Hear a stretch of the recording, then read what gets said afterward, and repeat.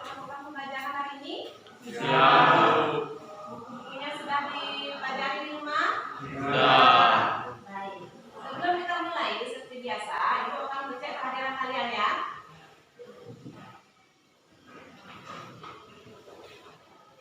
Ada yang tidak masuk hari ini?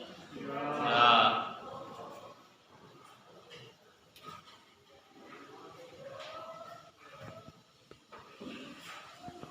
Sekarang sebelum pembelajaran kita mulai, silakan terlebih dahulu keluarkan buku LKS maupun buku penunjang lainnya.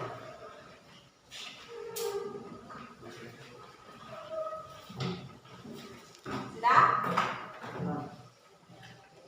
Nah, minggu lalu kita sudah mempelajari mengenai materi apa kemarin?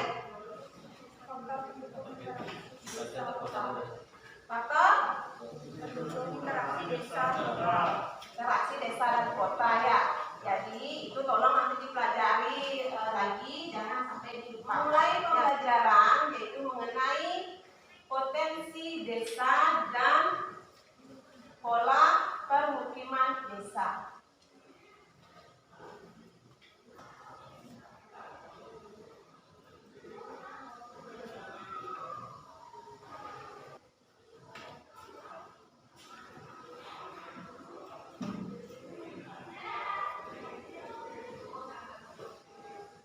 Anak-anak, perhatikan layar depan.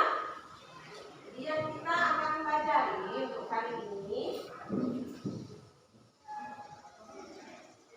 mengenai potensi dan pola pemukiman desa. Nah, sekarang apa tujuan kita mempelajari ini? Pelajari pola pemukiman desa ini dan juga potensi desa ini. Jadi tujuannya di sini adalah mampu menganalisis potensi desa dan pola pemukiman desa sesuai judul, disiplin, tanggung jawab sesuai ajaran agama yang aneh. Itu tujuannya. Nah, sebelum pembelajaran, di sini Ibu sudah membuat kelompok untuk kalian. Jadi di sini ada dua kelompok ya, ada dua kelompok. Ada kelompok satu dan kelompok dua. Jadi di sini kelompok satu itu ada Aufi, Desa Birna, Setia Budi, Adi Pratama dan lainnya. Kemudian di kelompok dua ada Krisna Dana, Puspa Yoga, Agus Widi dan selanjutnya. Jadi tolong diingat itu nama-nama kelompoknya ya. Ingat. Kemudian di sini, nah, kelompok-kelompok ini nanti tugasnya apa? Jadi nanti kelompok ini, masing-masing kelompok, kalian akan mengerjakan suatu kasus, suatu masalah ya, masalah. Ini untuk kelompok pertama. Dan ya, cobalah perhatikan daerah tempat tinggalmu di sepanjang jalan Megati sampai Sumatera terbentang sawah yang luas, tanah yang subur yang sangat baik untuk tumbuhan padi dan tanaman lainnya. Namun demikian hasil panen tersebut tidak serta-merta dapat memenuhi kebutuhan hidup masyarakat. Nah, ini satu kasus yang pertama ya. Kemudian kasus yang kedua. Coba kalian lihat di sini ada tampilan pola pemukiman. Jadi ini diambil dari Google Earth ya. Kemudian di sini perhatikan gambar di bawah. Apa yang terlintas di pikiran kalian mengenai gambar tersebut? Bagaimana pola pemukiman dari gambar tersebut? Sudah? Jadi ini ada di sini ada dua masalah. Yang pertama itu ada tentang potensi pertanian, kemudian yang kedua ada pola permukiman. Nah, sekarang tugas saya apa? Itu pertanyaannya ya. Tugas saya apa? Menurut saya di kelompok satu tugas saya apa? Di kelompok dua saya tugasnya apa? Nah, jadi nanti kalian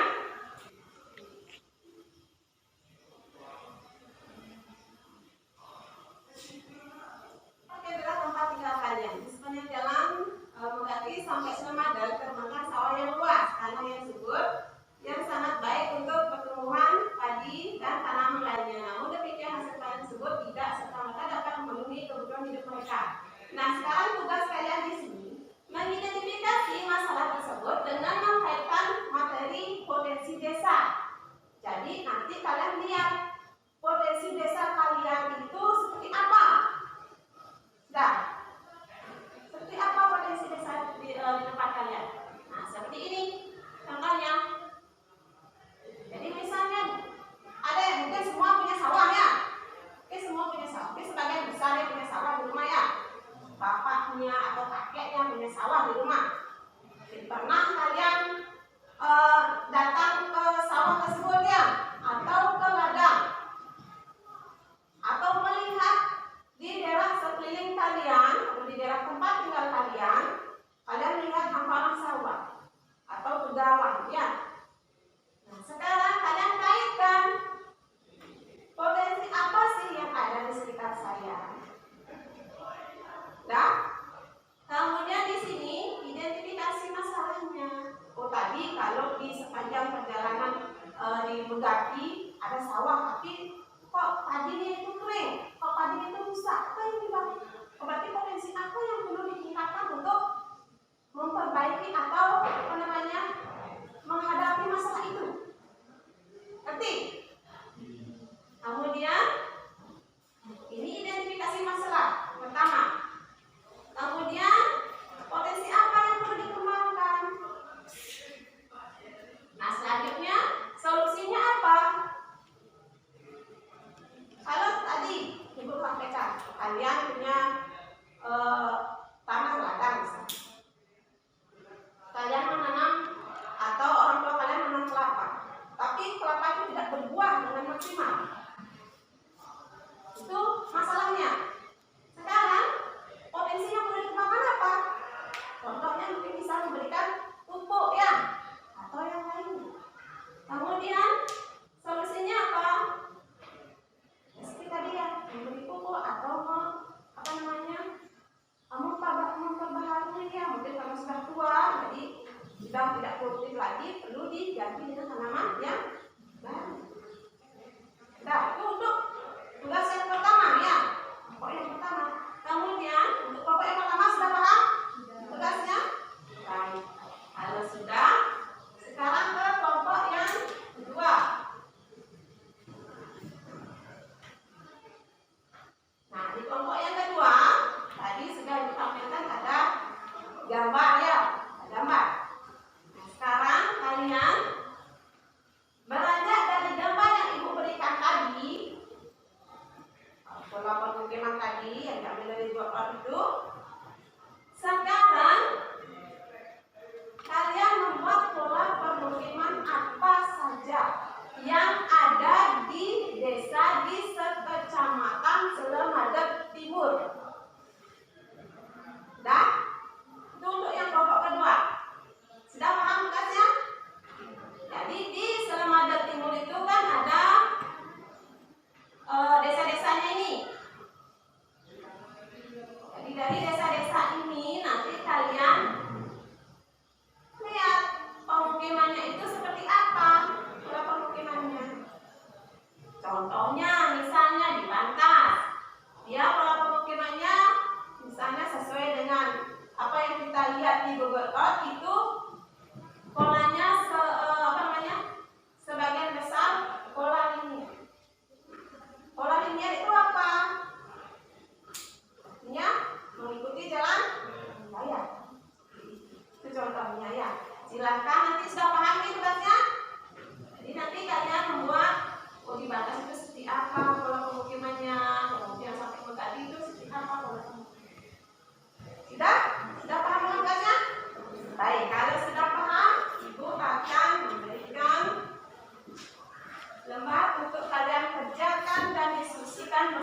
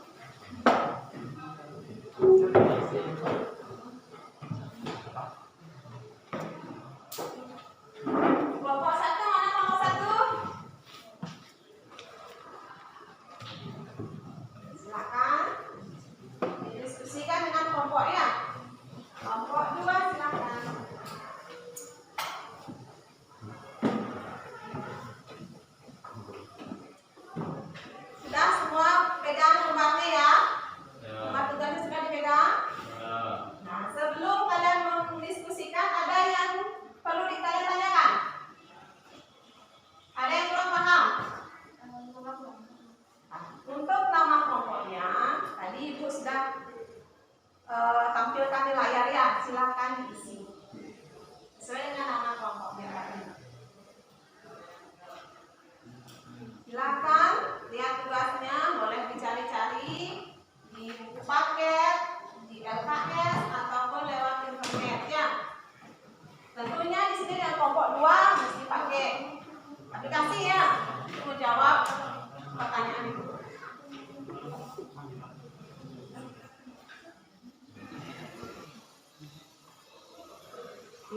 Bagus itu.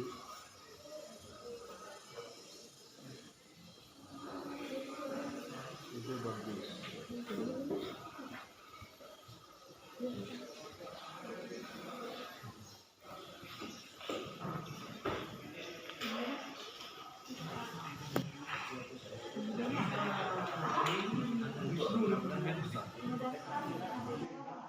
Ya raham itu batin juga spasi lah sih.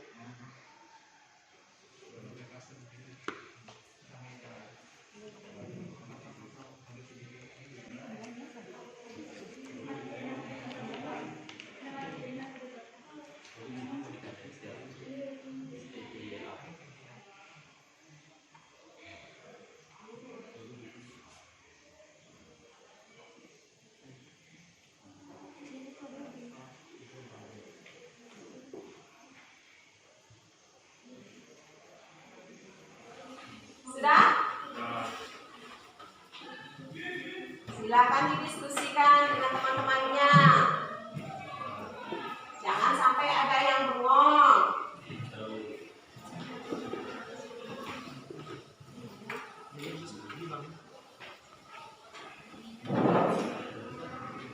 Ayo, diskusikan sama temannya.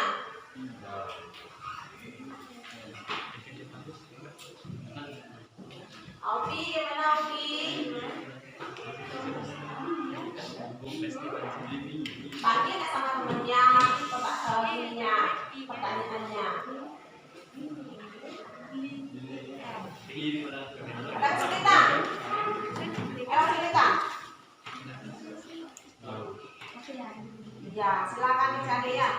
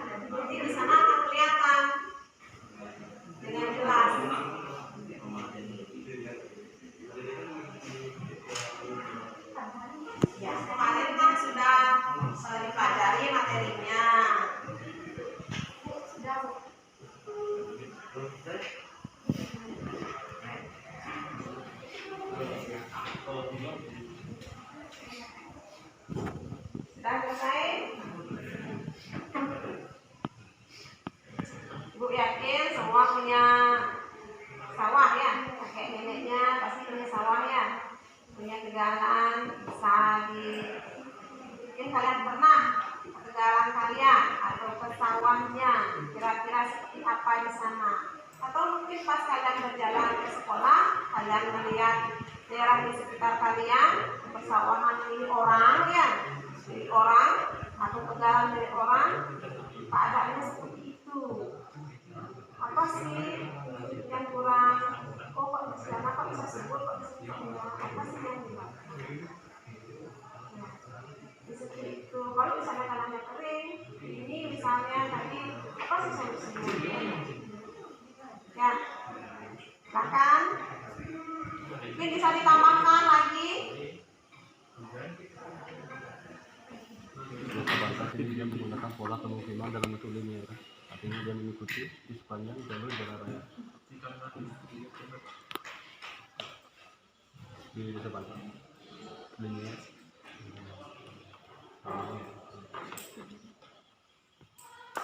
Nah, sudah ya? Ya, waktunya pas sekali ya. 15 menit. Baik, untuk yang pertama, siapa yang presentasi yang pertama? Siapa? Dina yang pertama presentasi. Dari sini apa di depan? Boleh ke depan ya. Biar temannya lihat ya.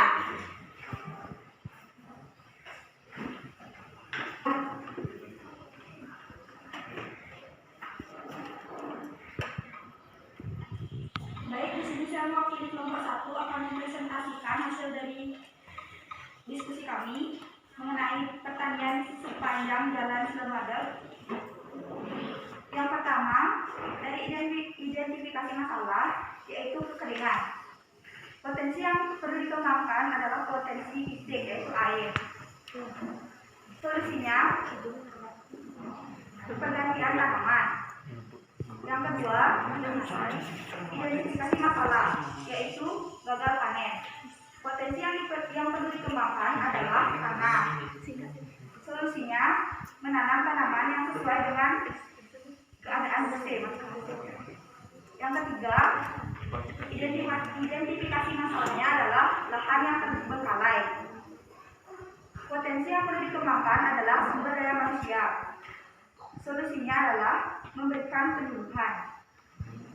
Yang keempat, identifikasi masalahnya adalah kematian masal hewan ternak.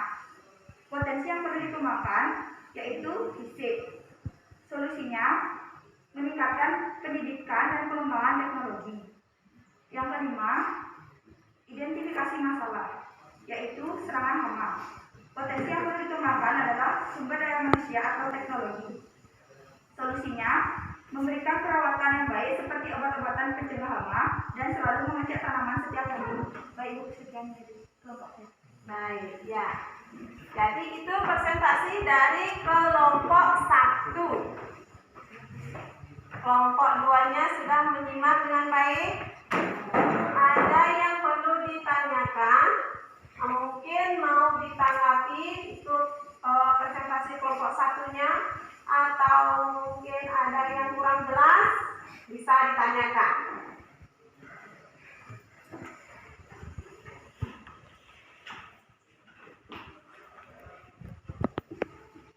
Silakan. Mungkin bisa menambahkan, mungkin di daerahnya ada yang berbeda. Silakan.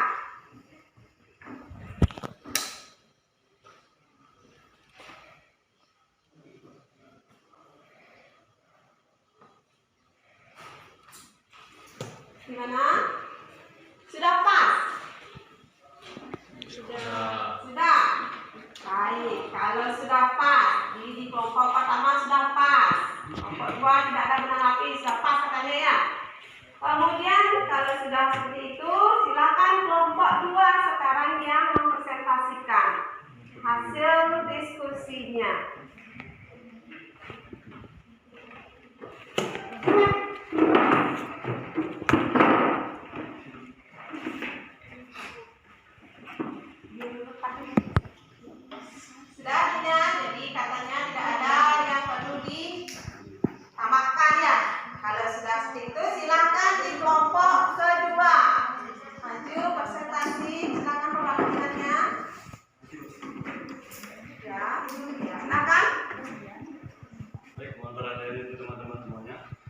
Jadi di sini berdirinya saya di sini. Saya akan mempresentasikan dari apa yang kami kerjakan, khususnya di kelompok 2 yang berhubungan dengan pola pemukiman, khususnya yang ada di Kecamatan Serbaguna Timur. Jadi di mana di daerah Kecamatan Serbaguna Timur ini ada beberapa desa. Pola pemukiman itu bentuknya seperti apa dan sebagainya. Jadi sesuai hasil yang kami kerjakan, khususnya di kelompok 2, saya sebagai perwakilan ini ingin menjelaskan yang pertama adalah Desa Bantas.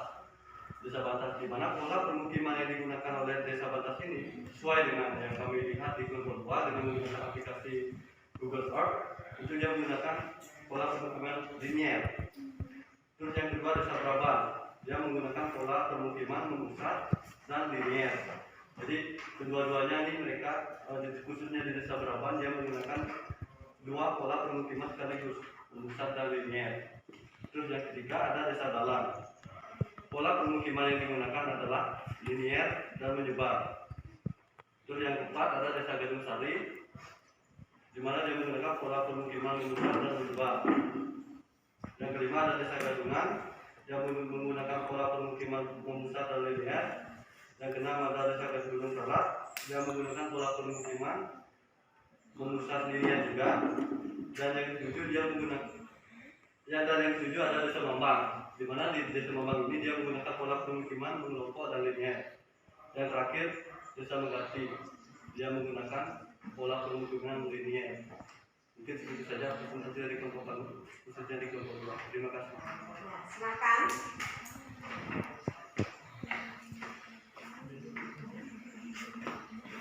Sudah, itu dari kelompok 2 sudah selesai mempresentasikan hasil kerja kelompoknya. Nah, kelompok 1 gimana? Ada yang mau ditanyakan atau ada yang mau ditambahkan atau menanggapi kelompok ini? Ya, gimana? Kebetulan saya dari Gunung Salak. Ya.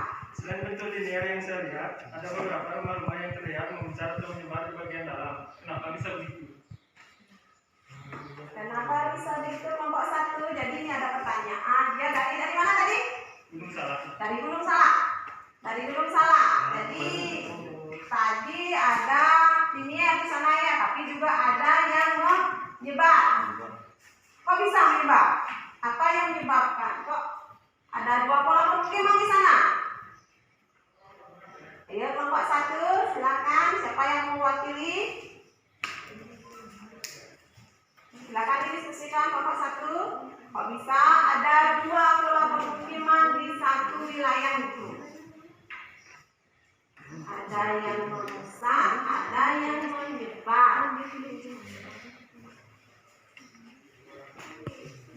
Kelompok 2, gimana?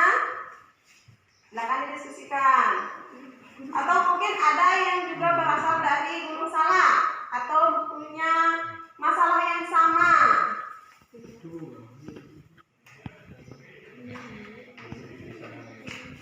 Gimana?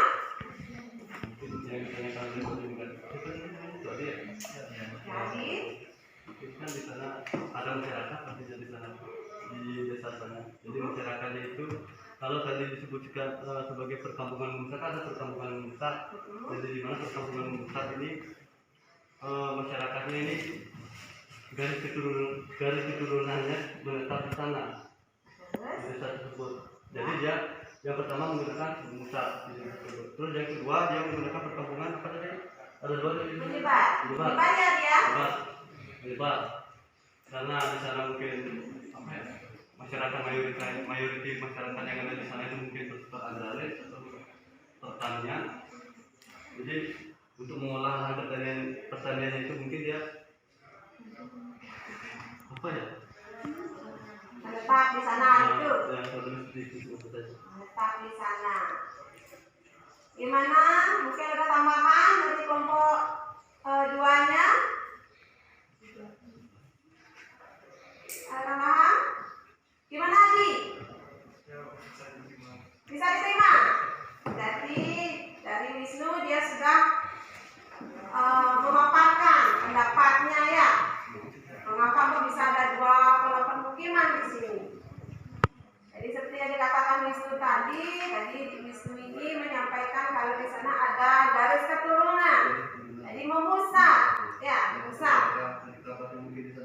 Ya. Dari menempati dengan menggunakan pola permukiman Musa. Iya. Jadi ada garis keturunan di sana. Jadi dia komplek, dia memusat di satu tempat.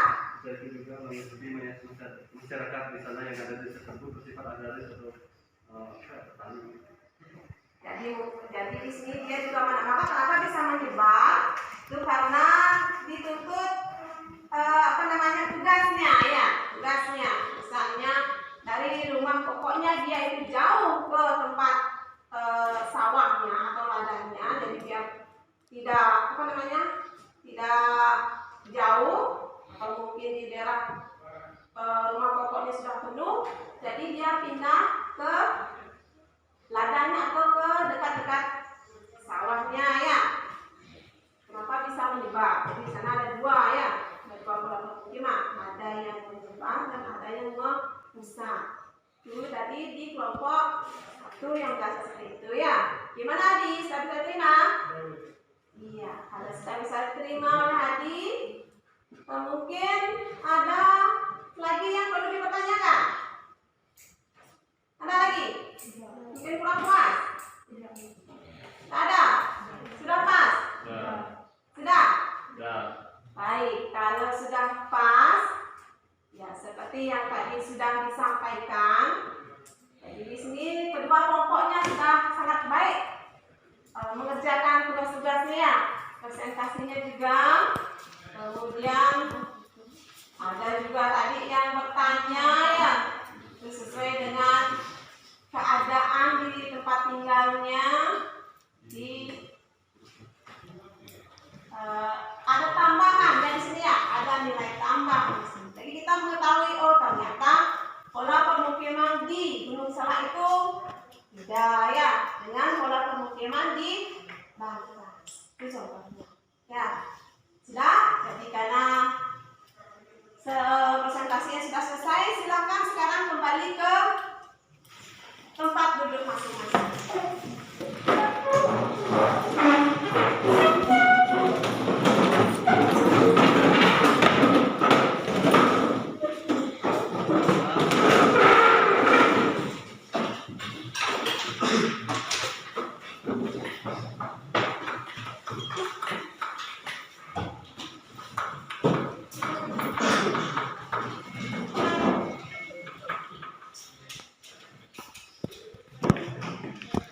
Om Swastiastu.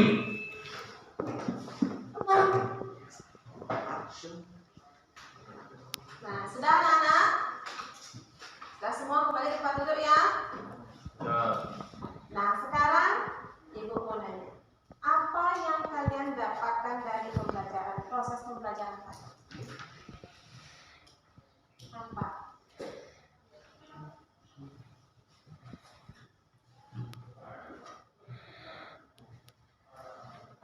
Mungkin di antara kalian ada yang bisa atau sudah memahami, oh tadi saya belajar seperti ini. Jadi seperti yang kemarin Ibu sudah suruh baca bukunya,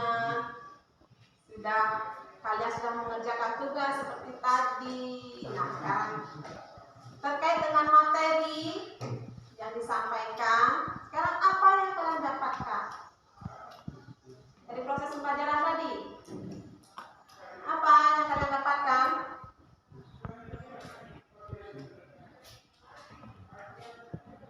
Bahwa potensi desa itu gimana? Perlu dikembangkan. Ya. Kemudian potensi desa itu ada berapa? Ada? Gus, ada berapa Gus? Ada? Ada 2.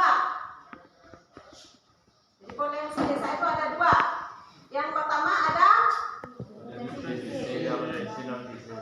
potensi fisik, dan yang kedua itu ada potensi non fisik.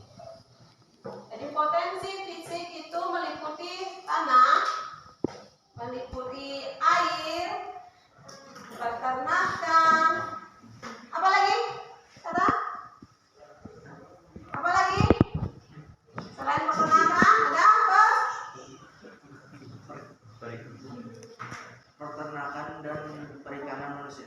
Iya, ada peternakan, ada perikanan, kemudian ada manusia.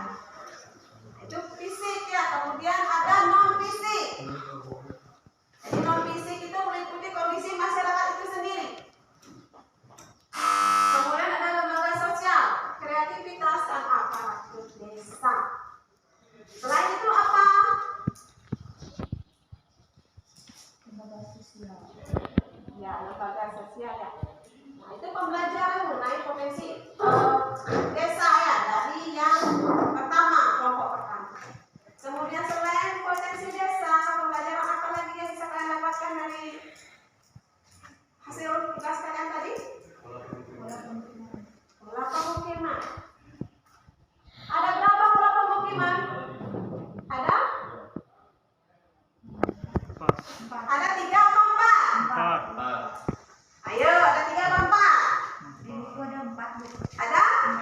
4. Ya, ada 4 pola pemukiman. Ingat ya, ada 4. Yang pertama ada pola pemukiman linier. Kemudian memusat. Selanjutnya Pola perkampungan terpecah. Ya, dan untuk mengelilingi fasilitas tertentu ya. Jadi lihat di layar sudah ada. Jadi di sini pola pemukiman yang pertama itu ada linier, kemudian ada memusat, kemudian ada menyebar dan mengelilingi fasilitas tertentu. Sudah? Nah, ada yang ditanyakan atau kurang paham? Tadi ada ya salah satu kelompok bertanya mengenai pola pemukiman. Kok di desa saya itu ada 2 pola pemukiman ya? Tadi ya? Tadi katanya. Kenapa ada 2 pola pemukiman? Nah, jawabannya apa? Kenapa bisa ada 2 pola pemukiman? Kenapa bisa ada 2? Kenapa? Faktor? Geografi yang berbeda. Geografi yang berbeda. Yang lain?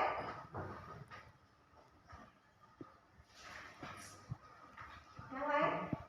Nah, jadi di sini bagus ya, Dina ya. Faktor apa lagi? Fisiografisnya. Bagus. Siapa lagi yang lain? Nah, jadi di sini Ibu luruskan sedikit. Jadi kenapa ada di satu desa itu ada 2 pola pemukiman? Ada yang memusat dan ada apa tadi? Menyebar. Ada memusat dan ada menyebar. Jadi di sini kalau di desa biasanya dia memusat ya, memusat di satu daerah. Kemudian di sini itu biasanya didasarkan pada kalau di Bali itu istilahnya ada kekeluargaan ya, ada sanggah gede itu ya. Jadi dalam satu sanggah gede itu komplek dia keluarganya, Kemudian karena di sini di keluarga tersebut lahannya sudah habis ya, karena kan sedangkan banyak keluarga. Jika lahan itu sudah habis, tak bisa dibangun lagi. Kenapa tidak bisa dibangun lagi? Kenapa bisa kekurangan lahan? Apa yang dilakukan? Apa yang dilakukan? Ingat, ada pernikahan ya? Ada pernikahan kan? Ada pernikahan. Si A punya anak, laki-laki 2. Otomatis ini kan tinggal di rumah kedua-duanya. Jadi dengan tanah yang sekian sudah tidak bisa menampung lagi kan? Ya terpaksa nanti pindah ke daerah yang lain atau ke tempat yang lain. Biasanya tempat yang digunakan untuk membangun rumah itu adalah lahan-lahan milik keluarga ya. Atau istilahnya di Bali ada tegalan ya. Ada tegalan. Jadi dia pindah ke sana. Sudah. Jadi itu bisa menyebabkan terjadi 2 pola pemukiman. Dalam satu nilai. Sudah? Sudah paham? Baik, ya. Karena sudah tidak ada yang dipertanyakan lagi, sudah paham. Jadi untuk hari ini Ibu akhiri untuk pertemuannya. Ingat, kembali lagi Ibu ingatkan, untuk pertemuan selanjutnya silahkan kalian pelajari mengenai materi faktor-faktor penyebab interaksi desa dan kota. Jadi silahkan itu dipelajari dengan baik. Dan satu lagi, ingat, sekarang kalian sudah luring ya. Ingat untuk selalu mematuhi protokol kesehatan. Jaga jarak. Ingat cuci tangan. Pakai kan, Seni? Ya.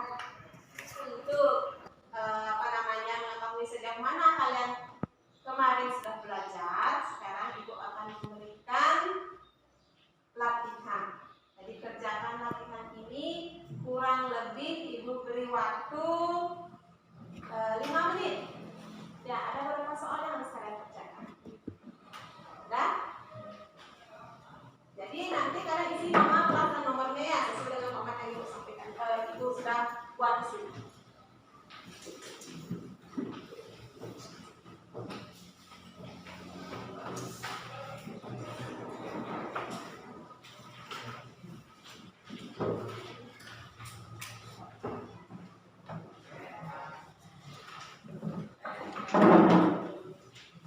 Silakan handphonenya dimasukkan dulu.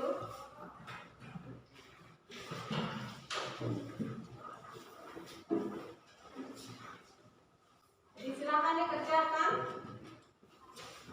Waktunya mulai dari sekarang.